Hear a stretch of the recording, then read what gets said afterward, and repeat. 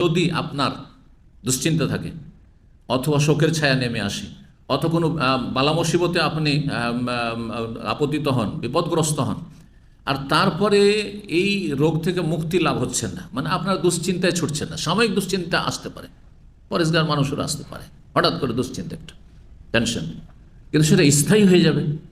শোক হঠাৎ করে ধাক্কা খেয়েছে, শোক হতেই পারে, ক্ষয়ক্ষতি হয়েছে, কিন্তু সেটা স্থায়ী হয়ে যাবে, এটা মারাত্মক রোগ। এইরকম বালা মুসিবতে সে কষ্ট হবে, মনোকষ্ট কার হয় না? বালা সবাইকে কষ্ট লাগে, মানুষ, কিন্তু সেটা স্থায়ী হয়ে যাবে। আর এই মনোকষ্ট আপনি দূর করতে পারছেন না, তাহলে বলছেন এটা এমন একটি ফাওয়া দাউন, এই যে দাউন আসলে, তাহলে এটি এমন ব্যাধি, এমন রোগ, তার ইস্তাহকাম, যেটি জটিল হয়ে পড়েছে, জটিল ব্যাধি, জটিল ব্যাধি। অতামাক্কানাত আসবাবহু, আর এই ব্যাধির কারণগুলি খুব মজবুত হয়ে গেছে, শক্তিশালী হয়ে গেছে, যার ফলে কারণ দূর হচ্ছে না, রোগের যে কারণগুলি সেগুলি দূর হচ্ছে না, রোগও দূর হচ্ছে না। তাহলে কি করতে হবে? ইয়াহতাজু ইলা ইস্তিফরাগিন কুল্লিইন, পূর্ণরূপে তাহলে রোগ মুক্তি লাভ করতে হবে। পূর্ণরূপে রোগ মুক্তির জন্য আজকাল মেডিকেল সায়েন্সে অস্ত্রোপচার, মানে অপারেশন, তাই না? প্রথম দিকে কোনো একটা জায়গায় ঘা হয়েছে, ক্ষত হয়েছে, কী করবে? চলেন একটা ট্যাবলেট খান, ভালো হয়ে যাবে। হ্যাঁ, অতি হচ্ছে না, চলেন একটা ওই লাগান, মলম লাগান, অয়েন্টমেন্ট। হ্যাঁ, না হচ্ছে, ক্যাপসুল নেন, না ইঞ্জেকশন দেন, এখন ইঞ্জেকশন দিতে হবে, ইঞ্জেকশন দিয়ে হচ্ছে না, হ্যাঁ, বরং শরীর দুর্বল হয়ে চলেছে, লাগান, স্যালাইন লাগান, তাতে হচ্ছে না, রোগ ভালো হচ্ছে না, তখন কি করতে হবে? ইস্তেফরাগুন কুল্লি, মানে পূর্ণরূপে মুক্ত হইতে হবে। ওই জায়গা কি হয়েছে, হ্যাঁ, পছন্দ ধরে, সুতরাং কেটে ফেলতে হবে। অস্ত্রোপচার না করলে গোটা শরীরকে সরিয়ে দেবে। তো এই 15 রকমের ওষুধের 1 নম্বর হচ্ছে তৌহিদ রুবুবিয়া। যেই দোয়াগুলি রয়েছে, জিকিরগুলি, তাতে তৌহিদ রুবুবিয়ার কথা রয়েছে। দেখেন, একাধিক দোয়াতে রয়েছে। প্রথম দোয়া দেখেন, রব্বুল আরশিল আজিম। রব, রব কাকে বলা হয়? যিনি পালনকর্তা, প্রতিপালক, প্রতিপালক। আর এখান থেকে রুবুবিয়া, তাহলে প্রতিপালন করা কার কাজ? আল্লাহর কাজ। আর আল্লাহর কাজে আল্লাহর একত্ব প্রতিষ্ঠা করা হচ্ছে তৌহিদ রুবুবিয়া। আল্লাহর কাজ শুধু প্রতিপালন নয়, কিন্তু সেই একটি, এই রব থেকে তৌহিদ রুবুবিয়া নামকরণ হয়েছে। সৃষ্টি করা, হ্যাঁ, হায়াত দেওয়া, মত দেওয়া, সুস্থ করা, অসুস্থ করা, হ্যাঁ, উত্থান পতন, ওঠানো নামানো, হ্যাঁ, সমস্ত কিছু, এগুলি কার কাজ? সমস্ত আল্লাহর কাজ। তো আল্লাহর কাজে আল্লাহর একত্ব প্রতিষ্ঠা করা, যে আল্লাহর কাজে কেউ শরিক নেই, এটা হচ্ছে তৌহিদ রুবুবিয়া, সহজ ভাষায় তৌহিদ রুবুবিয়ার সংজ্ঞা। তাহলে 1 নম্বর এলাজ, চিকিৎসা হচ্ছে তৌহিদ রুবুবিয়া, যে আমার রব আছেন, যিনি সর্বশক্তিমান, তার হাতে সমস্ত কিছু চাবিকাঠি, তার হাতে আমার সুখ দুঃখ, হ্যাঁ, হ্যাঁ, এটা আশ্রয় নেওয়া। এই জন্য রব্বুল আরশিল আজিম, রব্বুল আরশিল করিম, এইভাবে রব্বুস সামাওয়াতে ও রব্বুল আরদে, এগুলি দোয়াগুলি রয়েছে। আল্লাহ রব্বুল আলমিনের আরও এইরকম রুবুবিয়াতের যে গুণাবলী, সেগুলি বিভিন্ন এই দোয়াগুলিতে রয়েছে। যেমন আল্লাহর সবগুলির নামের ওসিলায়, আল্লাহ জানি তাও না জানি তাও, হ্যাঁ, তুমি গাইবে রেখেছো নাম, আল্লাহ তোমার নাম জানি না, সেটার ওসিলায় দোয়া করছি, আছে না? এই দোয়া গেছে না?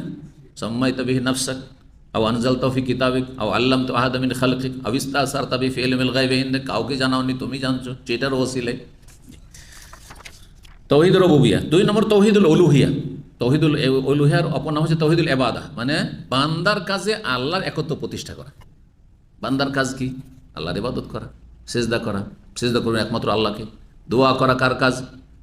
বান্দার কাজ, একমাত্র আল্লাহর কাছে দোয়া করবেন, হ্যাঁ, রোগের আরোগ্য কামনা করবেন, হ্যাঁ, ফরিয়াদ করবেন, জি, সাহায্য কামনা করবেন, হ্যাঁ, জবাই করবেন, ইত্যাদি ইত্যাদি।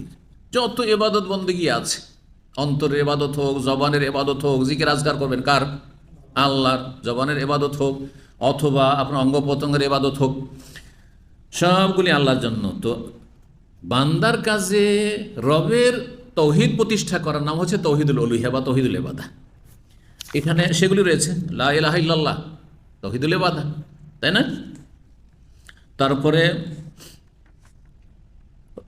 ইয়া হাইয়্যু ইয়া কাইয়্যুম বিরহমাতিকা নাস্তাগীস, বিরহমাতিকা, রহমত ফরিয়াদ করছি, যে ফরিয়াদ করা, ফরিয়াদ অসহায় ব্যক্তির সাহায্য কামনা করা। এছাড়া যে দোয়াগুলি রয়েছে, আসলেহলি শানি, আমার সার্বিক অবস্থা ভালো করে দাও। জি। তারপর আল্লাহ আল্লাহ, রব্বি লা উশরিকু বিহি শাইআ, আল্লাহ আল্লাহ, তাওহীদুল উলুহিয়াত, রব্বি তাওহীদুর রুবুবিয়াত ইত্যাদি। এইভাবে লা ইলাহা ইল্লা আনতা সুবহানাকা ইন্নী কুনতু মিনাজ জালিমিন, লা ইলাহা ইল্লা আনতা তাওহীদুল উলুহিয়া।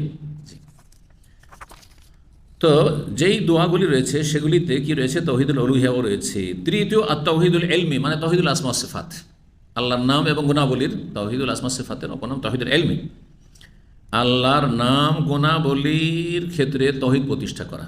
আল্লাহর নাম গুণাবলী দেখেন, হাইয়ুন কাইয়ুম, আল হাইয়্যু আল কাইয়ুম এগুলো আল্লাহর নাম।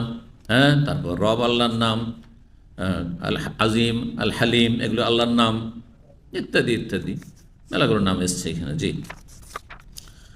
আর তারপরে 4 নম্বর চিকিৎসা হচ্ছে তানজিহু রব্বে তাআলা আন আইয়াযলিমা আবদাহু, আল্লাহ রাব্বুল আলামিনকে জুলম থেকে, অবিচার করা থেকে মুক্ত ঘোষণা করা, পবিত্র ঘোষণা করা। আমাদের দ্বারা অবিচার হইতে পারে, কিন্তু আল্লাহ তুমি যা করছো কোনো অবিচার জুলুম করেনি। আল্লাহ যদি কাউকে বিপদগ্রস্ত করেন তবু জুলুম করেননি। হ্যাঁ, আপনি তো আল্লাহর, আমি তো আল্লাহ, তো আল্লাহর জিনিস, আপনার জিনিস আপনি আপনার মতো করে করছেন না? আপনার টাকা পয়সা আছে, আপনার মতো করে বাড়িঘর তৈরি করছেন, আপনার জমি জায়গা আছে, আপনার মতো করে তৈরি করছেন। কাউকে জিজ্ঞাসা করছেন যে আপনাদের হুকুম ছাড়া আমি কোনখানে বাড়িটা তৈরি করব, আমার এই ভিটে মাটির বা জমির? বলছেন না, আমার জমি, আমার যেখানে ইচ্ছা বাড়ি করলাম, যেখানে ইচ্ছা আমি বাস করলাম। না, তারপরেও আপনার পূর্ণ মালিকানা নাই, এগুলির মালিকানা আবার রবের। তাহলে আল্লাহ যখন আমাদের সব কিছুর মালিক, তো আল্লাহ যদি দেন তো আল্লাহর অনুগ্রহ, নেন তো আল্লাহর হক, এটা আল্লাহর অধিকার, যে আল্লাহ জিনিস আল্লাহ নিয়ে নিয়েছেন।